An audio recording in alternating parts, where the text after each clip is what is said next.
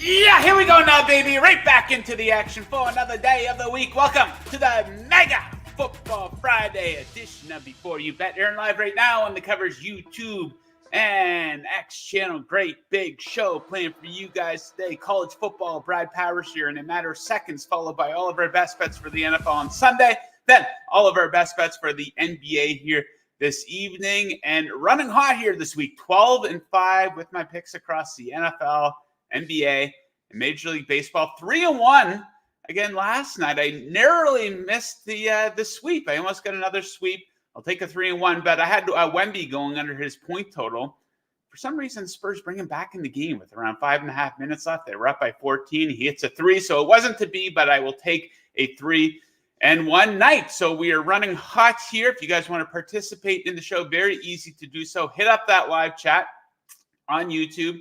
On X, what do you like in college football this weekend? What do you like in the NFL? What do you like in the NBA this evening? Mark S. says, Mario Joe, give us a candy recap from last night. How did you guys do? I have two sons. They met out very well. They got a bunch of full-size chocolate bars.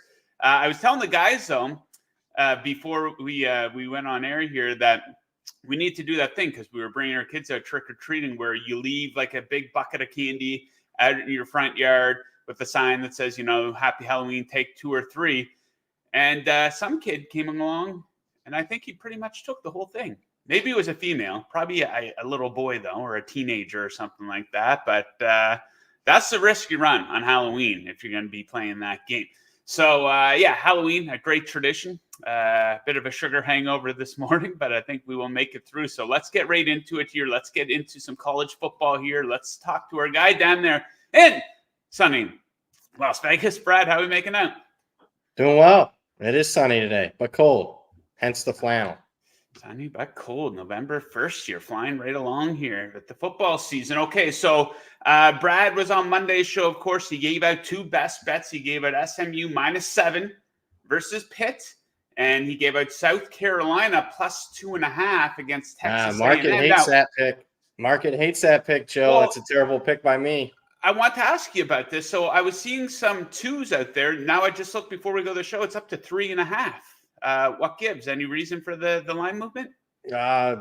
Must be an influential group. Just bet A&M because that moved about 30 minutes ago. I like South Carolina. It's nothing injury related. I like the Gamecocks to win the game. So if you took a bad number, I apologize. But I don't think you're going to need it because, again, I think South Carolina pulls the outright upset.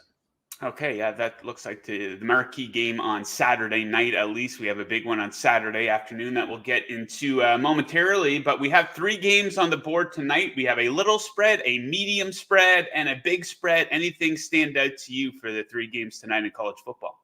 We'll identify some value on the medium spread, that being the dog in the Georgia State-Connecticut game. I like Georgia State +7.5. Now, the spot is not great. It's their 3rd straight road game. Connecticut's 6th. I didn't misspeak there. 6th straight home game. But I got to play my power ratings in this one. I got an overlay. I made the game 6. You're talking through a very key number of 7. I think Georgia State has played better than expected this season. They have a first-year coach, a total roster overhaul. But, some misleading finals, including, a game against Marshall where they're driving down to tie the game. They don't get it. They get stopped on downs. And then what Marshall do with 2 minutes left in the game, they ran a 90-yard touchdown run where they could have just kneeled it out. So it was a bad beat. So I think there's some value on Georgia State. Okay, let's get into the game of the week in the early window tomorrow. It is Ohio State at Penn State. Penn State undefeated on the season, looking to make a big-time statement here. A 3-point dog, total 46.5. What do you make of the matchup?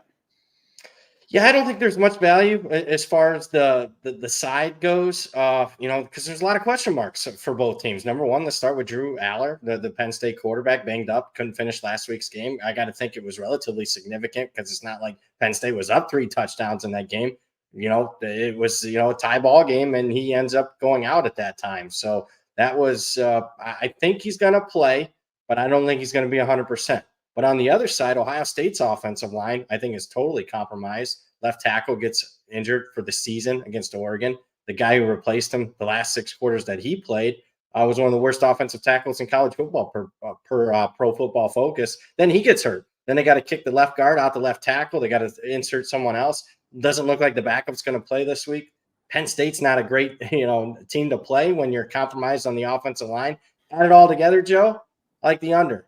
Full game, yeah, I don't mind it, but I actually like first half. I think both teams are kind of conservative early. Let's go first half under 23.5.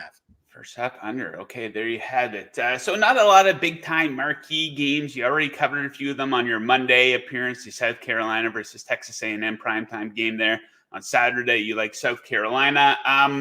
Couple games of note, though. Oregon just absolutely flying, an absolute buzz.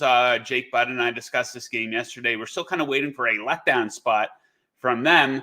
I don't know. Could it come this week? Michigan is a 14.5-point underdog at home. This is the third time this season they've been a home dog. This is the biggest home dog they've been since 2017. Do you think Michigan can give them a game here? No, I think Michigan's pretty compromised on offense, to say the least. I don't think there's any passing attack. It doesn't matter who they put out there at quarterback. Now, their passing attack, I guess, was better last week. It allowed them to win against Michigan State, although that was a little misleading. I lean Oregon here. I lean over here. So let's combine the two. And what I get is I like the Oregon team total over 29.5. They left some points on the board against Ohio State. I know they put up 30-something on the Buckeyes. Good defense. In fact, I think Ohio State's defense is better than Michigan's, particularly in the back end. And Oregon could have put 40 in that game. I think if you're trying to get Dylan Gabriel the Heisman, maybe leave him in there, let him throw a little bit later in the game. So Oregon team total over 29.5. I think there's a coaching mismatch. I don't like Wink Martindale. You're familiar with him from the pros. He's the Michigan defensive coordinator. Major step down as far as coaching for Michigan on the defensive side of the ball this year. Okay, let's talk Georgia, Florida. Georgia hot on the heels of a very impressive victory over Texas. Now, some people might argue letdown spot, look-ahead spot, 2 ranked games coming up for them after this one. They're favored by 14.5, total of 51.5. I don't know. Can the Gators keep this close at least, do you think?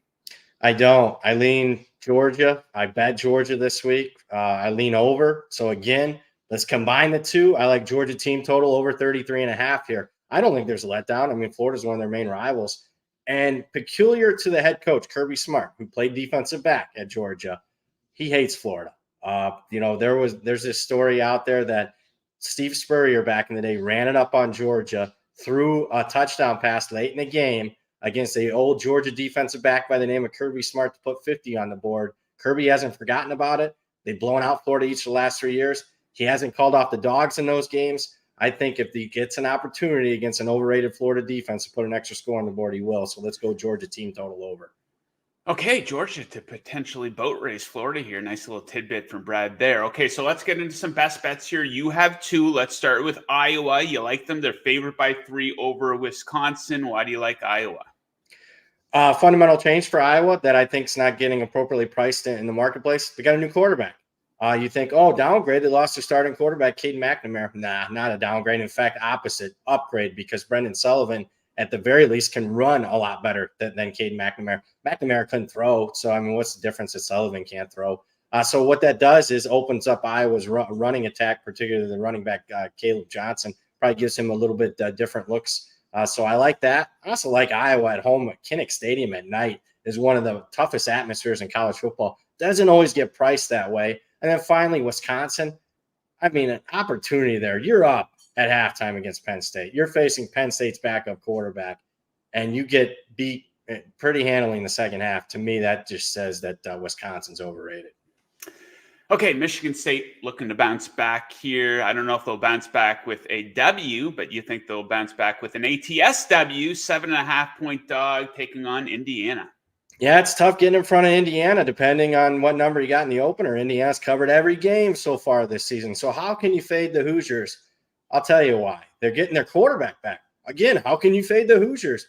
Well, I don't think the quarterback, Curtis works 100%. It was a thumb injury on his throwing hand, had surgery on that thumb, and they're expecting him to be 100% just 2 weeks after that injury. I kind of question that. I also, Michigan State's a pesky team that, their scoreboards don't look as good as the box scores because they do stupid stuff like turnovers, penalties.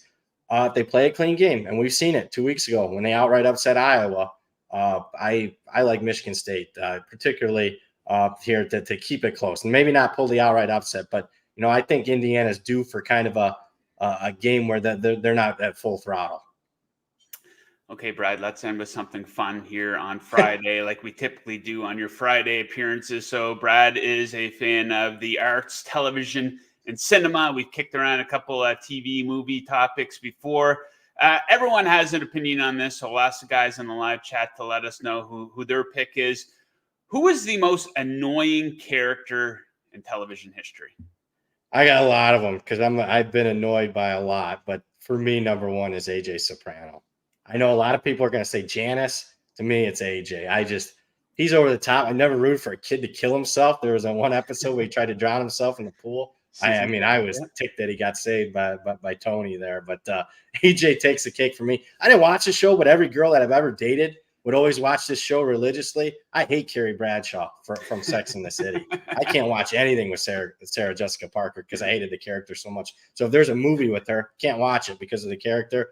I hate Ross from Friends. I don't like Friends, mainly because of Ross. He's so annoying. I never liked Lisa Simpson. Marcy from Married with Children bothered the hell out of me. And then Tom Haverford for a newer show, Parks and Rec. I just wanted to punch him in the face whenever he's on screen. So there's a lot of annoying characters for me, but AJ takes the cake because I never rooted for a kid to kill himself more than AJ.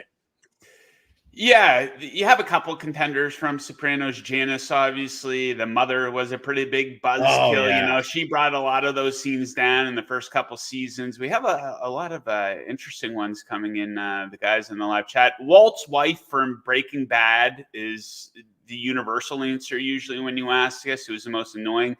Bobby Newport, any character from Friends. Screech from Saved by the Bell. Okay, that's interesting. Joffrey from Game of Thrones. He was there for a short time, not a long time. He had a big impact, though. I thought his character was very useful. Someone else saying Ross. Oh, yeah. Husker 69, Dexter's sister, Deb. Yeah. Just way over the top. Very annoying person. My vote is, did you watch Better Call Saul? I have not seen it. Okay. Good show. It's very slow the first couple seasons, but my vote is his brother.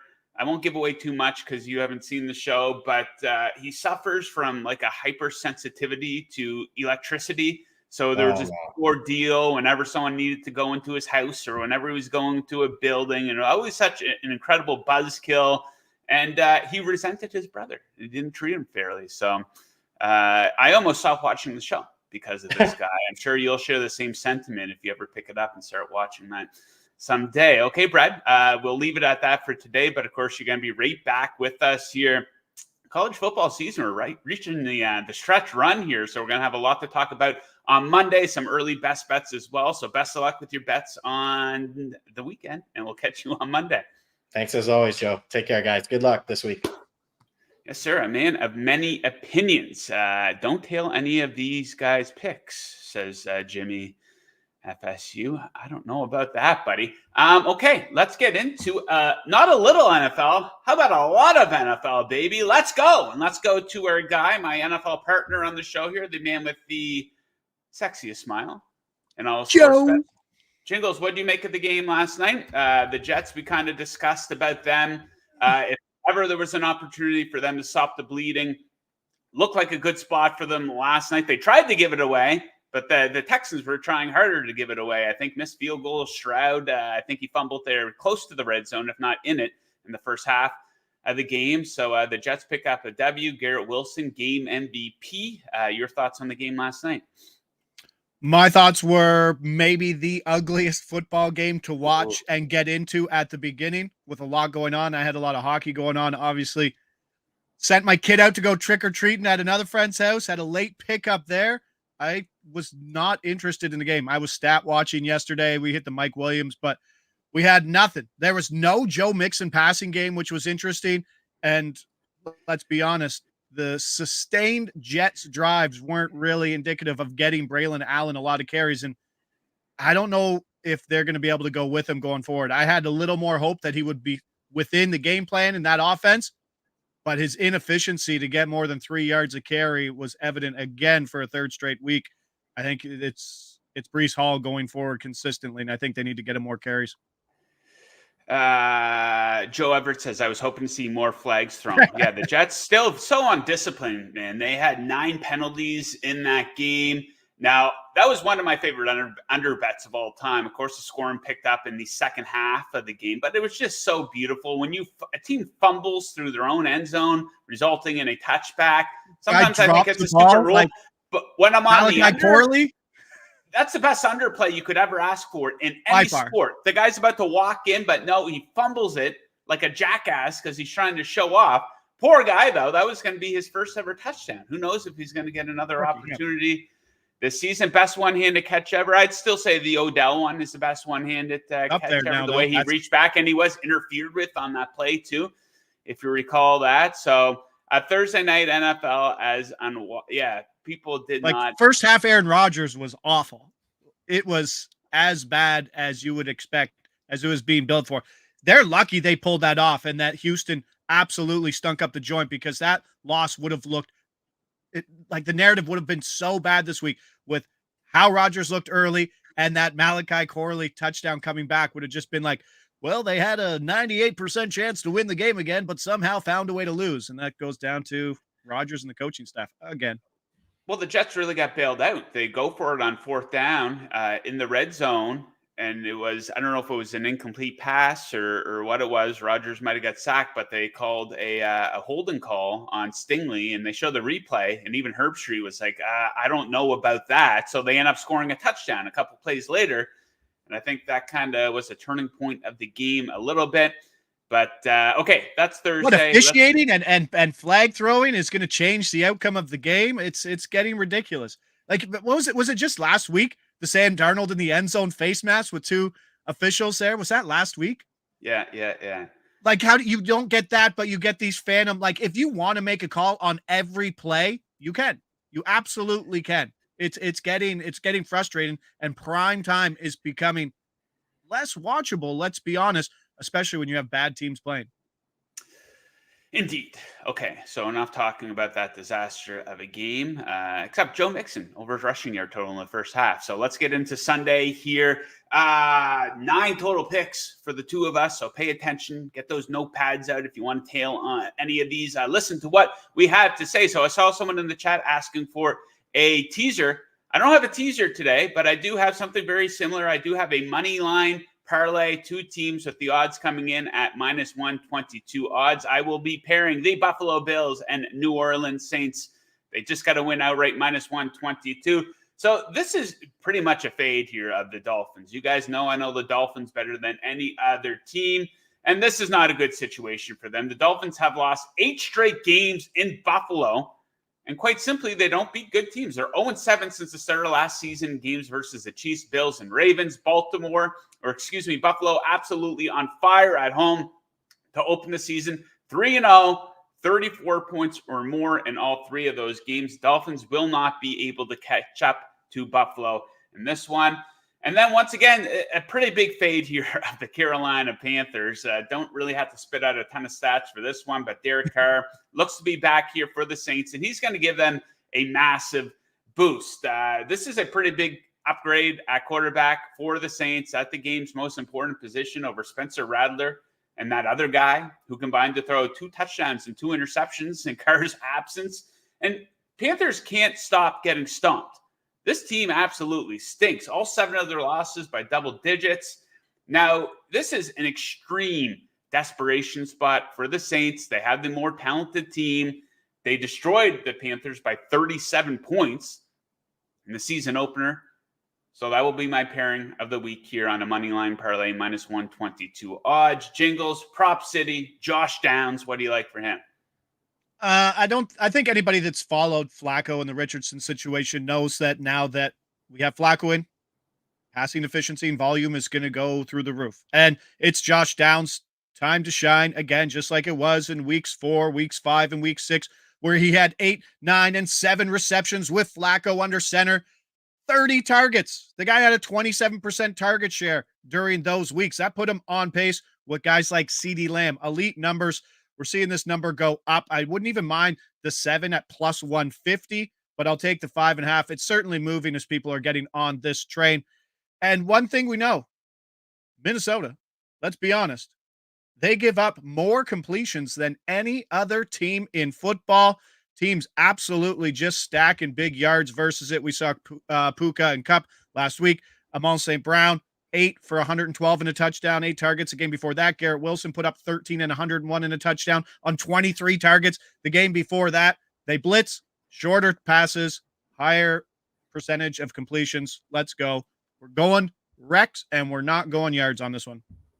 I see our guy in the live chat, Costa, saying, "Oh, come on, Joe." He's the guy always asking for teasers. You're more than welcome to tease that, because the Bills, you could tease them to 0. Really not a whole lot of value in teasing a team down to 0. That's why I went with the money line parlay instead. If you could get minus 120 on a teaser, though, have at it. I still support that play. Okay, my don't overthink it bet of the week. We are going to beautiful East Rutherford, New Jersey. Commanders, Giants, and we are going under 44.5 points. I absolutely love this bet. So Giants home games this season have had an average combined score of just 31 points. Giants have scored 7 points or less on 3 occasions at home already this season.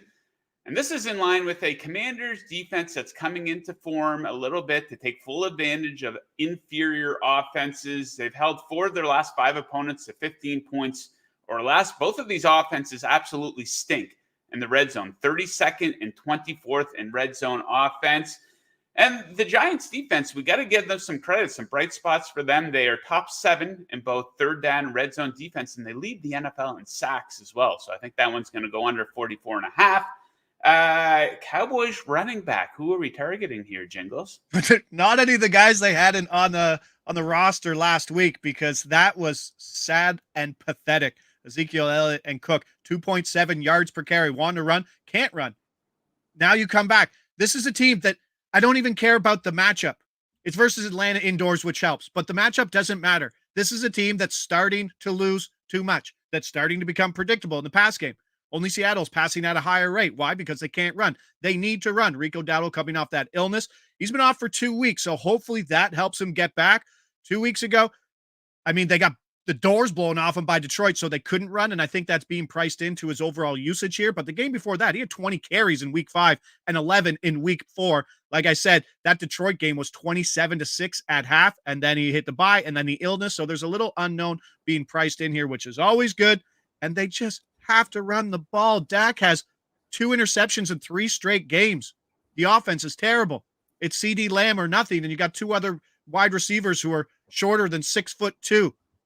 Give me Dowdle just for a team that has to go back to the drawing board and gets to face an Atlanta defense that is a little soft, and an indoor matchup. I like the 10 here, carries at minus 110. Okay, another totals bet for me coming up. In full disclosure, going to get some sharps with this one, but I got to stick to my process. My process is working for me, winning on totals once again this season. So let's go to Cleveland, and let's go under 42.5 with the Chargers in town. You check out the Chargers this season. They're going under, and they're going under by a lot, ladies and gentlemen. They have an average combined score of just 31.9 in their games so far this season. They still haven't played in a game that's reached the 40-point mark, thanks to allowing an NFL best 13 points per game. Expect a lot of punting in this game. These teams rank 3rd and 5th in third down defense. Cleveland is the worst third down offense in football. I know, different quarterback, but still, the play calling on third down has not been good. Chargers stink when they get in the red zone, 30th in red zone offense. And yes, a lot of excitement. Jameis Winston in there at quarterback, and he did have a good week last week, but this guy's a backup for a reason, ladies and gentlemen. Do not overreact to 1 week. That 1 week he lit up the Ravens defense. That's one of the worst pass defenses in the NFL so far this season. Chargers have one of the best. So we're going to go under 42.5 in that one in Cleveland. Next up, some support for my Miami Dolphins. You like one of their players to get into the end zone. Who are we looking at?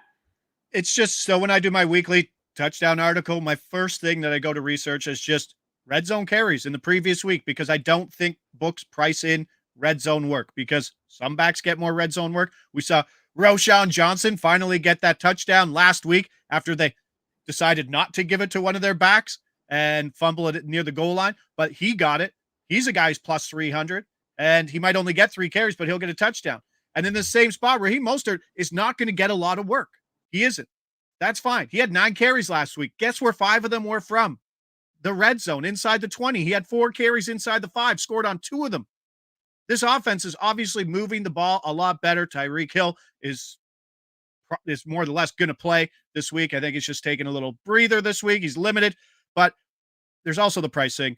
And when you see price discrepancies in touchdowns or basically in any prop, you're probably on the right path of getting that closing line value trophy that's somewhat important, not really important, but it shows you're at least on the right path. And plus 200 is a really big price here for a guy who their offense is moving. Yes, it's a tough matchup versus Buffalo.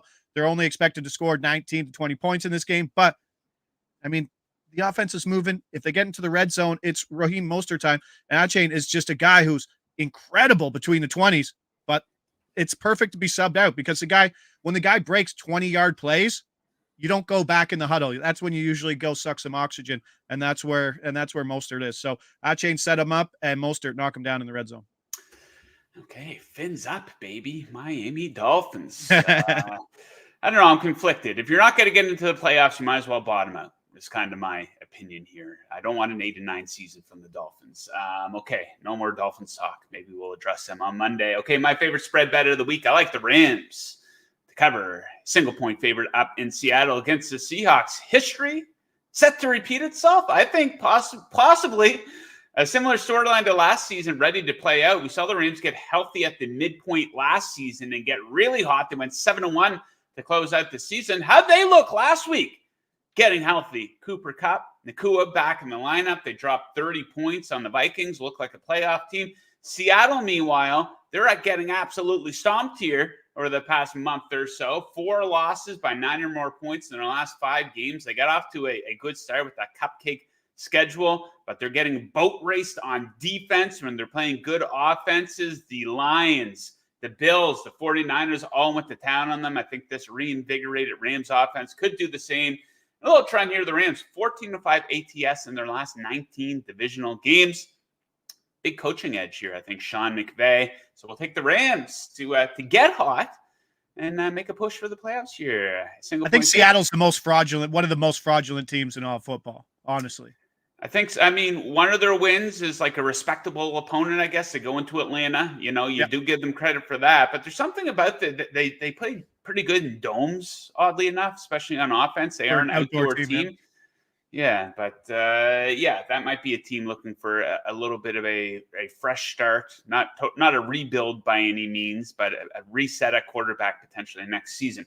Okay, so you're taking a big swing here, a plus 800 touchdown score. Who are we looking at? Adam Troutman scored last week. Sure, I get it, but we're starting to see a little switch in usage between him and Lucas Kroll, who got a little shoulder injury, did come back, but he's a little banged up. He's playing the Ravens, who are maybe the best matchup for opposing tight ends, and this price is just insane, and I don't think it's adjusted. So Baltimore's second most yards per game to opposing tight ends at a whopping 75.5. That's big. We saw David Njoku go 561 in a touchdown last week. Cade Otton went for 100 yards the week before. Zach Ertz led all Washington receivers the week before that with 68. It's just a Baltimore, as you already touched on, a Baltimore defense that gets absolutely obliterated through the air, allowing 2.1 passing TDs per game. That's the most in football. This is the only thing stopping Baltimore from being, I think, a top 2 team in all of football is because this pass defense is so horrific. We saw Denver increase its 12 personnel last week from a big 18% to 29%. So they're starting to use more 2 tight end sets.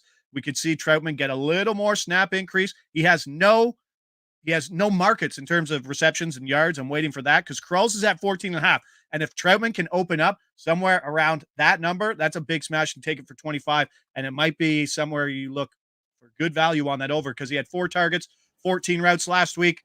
And he kind of got some usage in that touchdown, 46 yards. So I like him a lot. 800 is a price that I'm absolutely willing to pay and pay 1 unit for.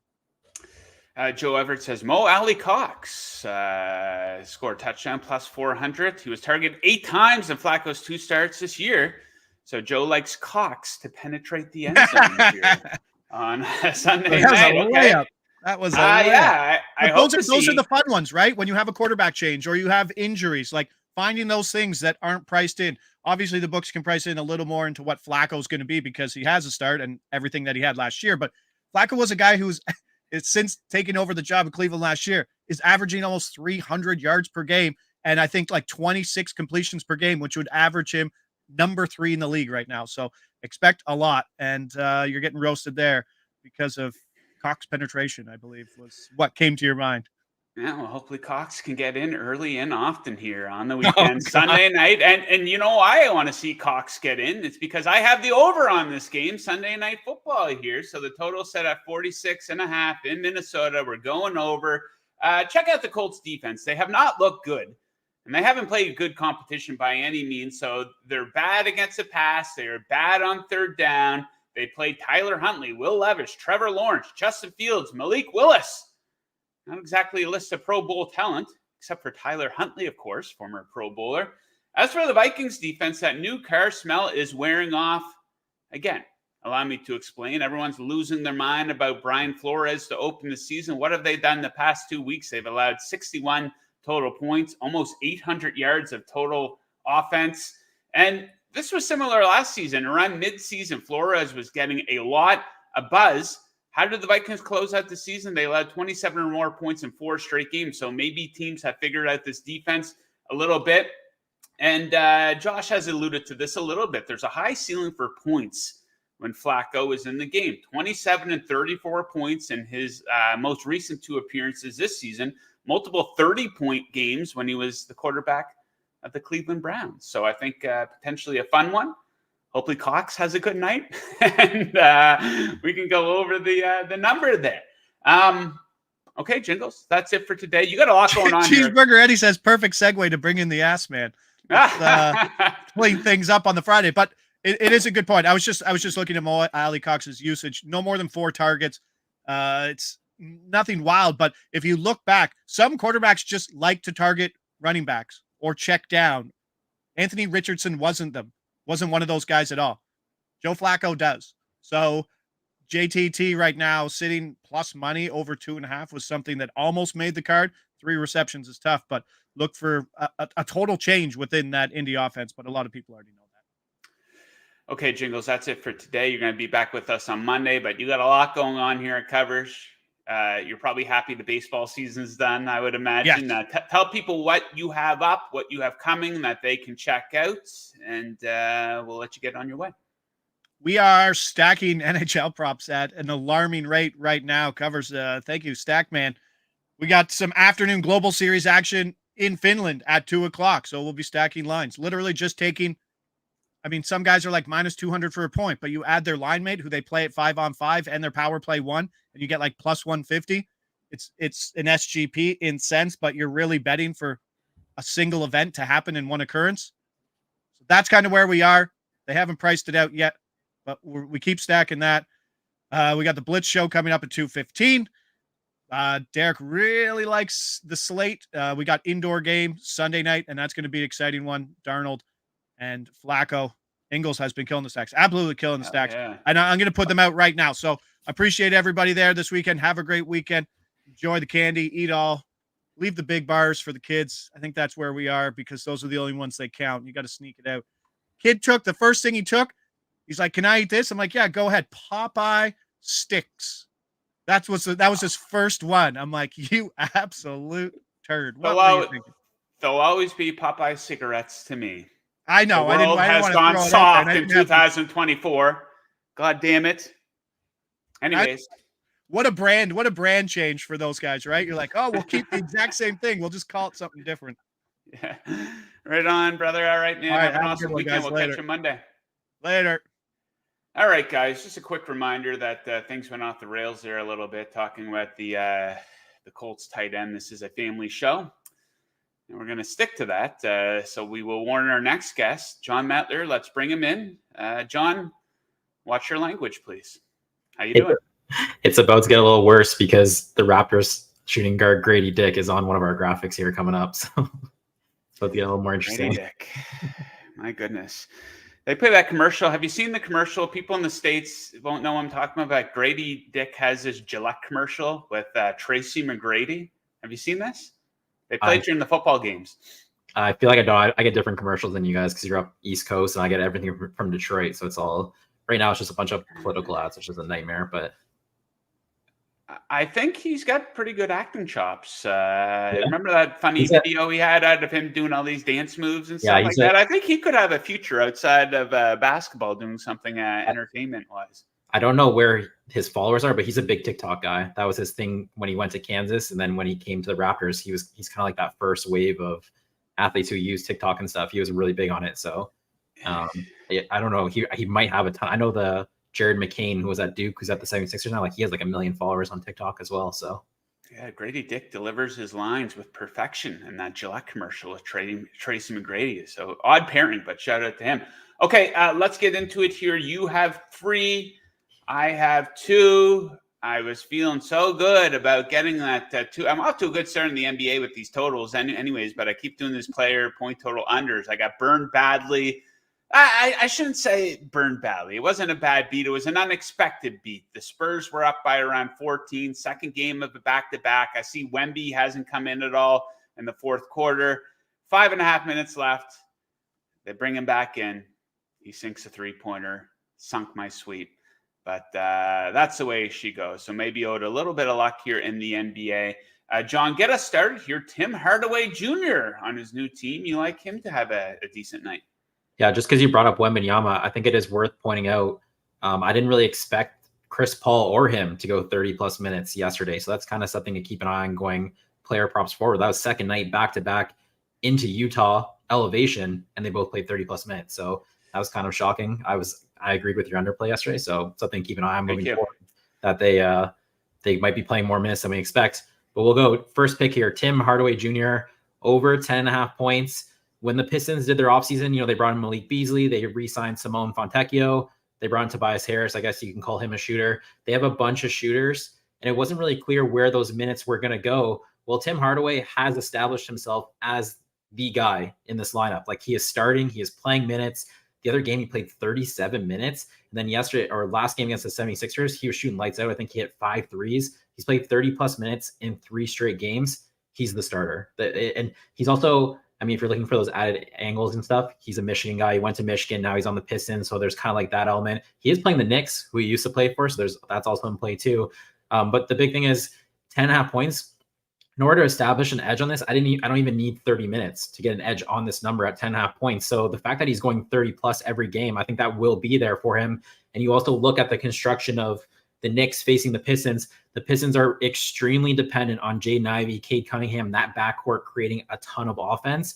And now you have OG Anunoby, Mikal Bridges guarding both of them. They're going to need someone else to shoot. They're going to need someone else to step up. So I think there just will be shots there for Tim Hardaway Jr. And he's not shy either. If he's on the court and he's getting minutes, he's going to shoot it. And they're running plays for him. So I really like this number at 10.5. Okay, let's go to Charlotte, where the Boston Celtics, coming off their first loss of the season, are in 10. I'm going to go with the Celtics to go over their team total of 121.5. I think they're going to absolutely stomp them. They've been stomping a lot of teams this season. They've gone over this number in 4 or 5 games to open the season. They lead the NBA with 125.8 points per game, making a league best 21 threes per game. Extra motivation potentially coming off their first loss of the season versus the Pacers on Wednesday. So we have the team that's averaging the most points per game, taking on the team that's allowing the most points per game. The Hornets are getting cooked on defense, most points per game allowed in the NBA, and expect a lot of easy buckets at the free throw line and in the paint. Hornets are allowing the 6th most free throw attempts, the 5th most points in the paint. So I think a lot of easy buckets altogether. Celtics, they love throwing up the three-pointer, so don't be surprised to see them get to 130 points tonight. Let's keep going here, John. Austin Reeves, what do you like for him? So Austin Reeves over 4.5 assists, and this is where Grady Dick comes in because I am pretty sure he will be the primary defender on Austin Reeves. And I see Dell here in the chat, and he's a huge Raptors fan. Sorry, Dell. Grady Dick has been a great shooter this season. He was one of the worst defenders in the entire NBA. It's a problem for him. Hopefully, he becomes a little bit better as a defender throughout his career because he can shoot the ball. There's no doubt he can shoot it. And when you look at that matchup, Austin Reeves versus Grady Dick, Austin Reeves is going to be able to get to wherever he wants on the court. Like, you can't stop him. And then you look at like the back line and the rim protection on the Raptors. When he starts dishing, there's nobody's meeting Anthony Davis at the rim. LeBron James as a cutter. Rui Hachimura can, is a lob threat as well. He's just surrounded by so much offensive talent that the Raptors can't stop. I just think those potential assists are really going to convert for him. The other thing I do like, so the Lakers don't play till Monday. So it's not like they're on like the front end of a back-to-back or anything, but this game does get out of control. They could blow out the Raptors. I think that's in play anytime anyone plays the Raptors. I feel like Austin Reeves would be the guy Redick will leave in the game just to make sure we like maintain our 50-20 point lead. And LeBron James, Anthony Davis are the guys who get pulled. I feel like Austin Reeves minutes will still be there regardless if they're up by 15, 20 points. I think he will lean on Reeves and then he'll see it as like an extended break for LeBron James because they don't play till Monday. That's just if it is a blowout. We only need about, I think, 32 minutes. It's a big edge. I did bet this at plus 120. It's moved to even money. It's moved to minus money in some spots. The break even is minus 130. So even at even money, you got a good edge here. Okay, my final pick of the show, final pick of what's been a successful week. We are off to Portland, where the OKC Thunder are in town. Total 221, and I am going to go under in this game. OKC has the league's best defense to open the season, first in points allowed and opponent EFG shooting percentage. They've held 3 of 4 opponents to 95 points or less so far this season. Both of these teams off to a disappointing start on offense, both in the bottom 8 in points per 100 possessions and effective field goal shooting percentage. Both teams pretty good at interior defense. They're limiting points in the paint and not a lot of free throw action in Thunder games. They average the second fewest free throws per game, and they've been great at keeping opponents off the line. So I think a low scoring one in Portland, a snoozer on late tonight. So yeah, we hope to see those teams go under that number. Okay, John, final pick of the week, Jamal Murray. What are we looking at? Yeah, I'm not gonna lie, I had a hard time hitting the button here. Jamal Murray over 4.5 assists, minus 130. I think he's lost a step. I think everyone thinks he's lost a step. The thing is this, to me, 4.5 is just way too low in this spot. Even just on this team, if he was, we talked about Cade Cunningham, Jaden Ivey earlier. Say Jamal Murray was playing beside Jaden Ivey. You could be like, okay, Jamal Murray's lost a step. Maybe they run a little more with Jaden Ivey. Jaden Ivey handles the ball a little bit more. Who on this roster is doing that? Michael Porter Jr. is a straight up catch and shoot guy who works off of Jokic and Murray. Christian Brown is, again, not a point guard, not someone who's going to handle the ball. Again, completely a role player working off those guys. So when you just talk about someone who's going to make 50, 60 passes in a game, he's going to play 30 plus minutes. I just don't see how you don't go over 4.5. It's just, to me, it's way too low. The one thing I do think, if he's playing the Wolves have a really good defense. He probably will have a hard time separating for a jump shot that just might lead to more assists and more potential assists. So I wasn't too thrilled, but it's not the best spot, if we're being honest. They're front end of a back-to-back. They played 2 overtime games earlier this week, and they have a back-to-back tomorrow, the Nuggets. But I just kept looking at that 4.5. I'm like, it's too low. I got to play it. They'll probably put a bigger emphasis on this game tonight because Timberwolves division opponent for the standings and stuff. So maybe Jamal Murray just sits out tomorrow completely. That was also kind of my thought. Indeed. Okay. So that does it for the show. A very efficient 43 minutes. Let's recap the picks. Brad Powers off the top. He gave out Iowa -3 and Michigan State +7.5 as best bets that he is adding to. Monday on the show, he gave out St. Mary's -7 and South Carolina +2.5. That's up to +3.5 right now. So you can check out Brad's analysis from the Monday show to see if you agree with him. My NFL picks, we're going Bills Saints money line parlay -122. Commanders Giants under 44.5. Chargers Browns under 42.5. Rams minus a single point, and Colts Vikings over 46.5. Jingles gave out Downs over 5.5 receptions. Rico Dowdle, I think that's how you say it, over 9.5 carries. Raheem Mostert, that's how you say that. Anytime touchdown +200. And he's taking a big swing here. Adam Trotman, anytime touchdown 8-1. We go to the NBA. Celtics team total over 121.5. Thunder Blazers under 221. Tim Hardaway Jr. over 10.5 points. Austin Reeves over 4.5 assists. Jamal Murray over 4.5. Assist. Been quite the week here. We got a lot to look forward to going into the weekend. We got a lot up here on the Covers YouTube channel. Make sure you guys are subscribed. We have a UFC card going down in Edmonton, of all places, tomorrow. I have a video. It's myself and former UFC and PFL fighter Olivier Aubin-Mercier breaking down all the big fights on that card. The guys have their college football show live tomorrow morning. You're going to want to check that out. Metler, what do you have going on this weekend? Where can people check out the rest of your work? You can find my picks on X at Jon Metler. There will definitely be bets Saturday morning as well. And then Tuesday, Thursdays, 10:30 a.m. NBA prop pick show with Adam Scherher. I think he's 7-4. I'm like plus 3.5 minutes right now. So good start last night. 1-1, kind of got burned. James Harden at the end shot some meaningless free throws to go over, but good start for Adam as well. Indeed. Okay. And a great week for us. Hopefully we will finish strong here with the picks we made on the show today. So we'll leave it at that. Thank you to all my guests for joining. Thank you to producer Mick for a great week of producing. Thank you to BetMGM for sponsoring the show. And thank you to everybody for tuning in, especially you guys in the live chat and people dropping comments when they watch the replay later. If you are watching the replay later, drop your best bets in the comments section right down there. Thank you guys for tuning in, and we will catch you again on Monday. Woo!